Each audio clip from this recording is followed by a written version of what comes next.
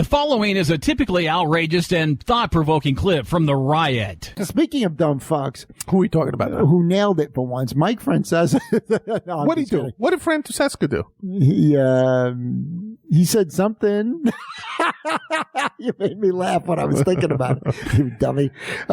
He was making fun of Daniel Murphy, who's a ball player for the Mets. Right. That announced he was taking 4 or 5 days off for paternity leave.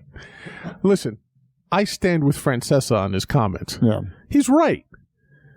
What man takes time off, assuming that the birth of your child went smoothly? I'm not saying there, God forbid, there's any problems. Right. But, your wife gave birth. Okay, you take the day off, you go to the hospital, you see your kid, you pass out a couple of cigars.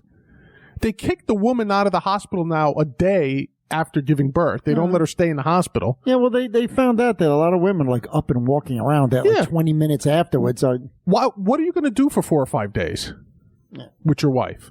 That you have to be there all day and you can't be with your team. And whatever the argument is for that you justify being there with it, then why not take a week off or a month? Or Some do offer a week. No, but the point is, when does it stop? I mean, My question, much like Francesa's, is much more basic. When did this become an issue that needed to be addressed with federal legislation? The whole Family Leave Act. I don't get it. My dad didn't take time off. As a matter of fact, I don't even know if he knew that my mother went to the hospital to give birth or not. Oh, nice. Your father's a man's man. Kids being born. Yeah, well, look at this carburetor. Yeah, exactly. My father was a mechanic, absolutely. Yeah, my father really, it was just like, that's a woman's job. Squeezing out kids. I did my duty. Let me go to work, will you? I shot the kid into her. That's about all I need to do here. And not only did I do all that, I came up with a name. Leave me alone. Listen, my father was a man's man. Do you know my mother has told me that my father never held me or my sister in his arms as a baby? Okay. That's a little much. He just said, I don't want to hold these things. I'll talk to them when they get older. Yeah, when they get older and can understand what I'm saying, then I'll bond with them. That's pretty good. No, he was terrified that he would crush our heads or something. Yeah, no, I understand that.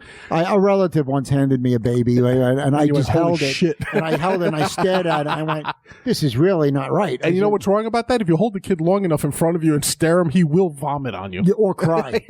Or cry. Crying is the least of your worries. He'll either piss on you or vomit on you. I don't mind vomit. Join us every week at theriotShow.com to follow the latest exploits of Big Fat John and Judo Larry M.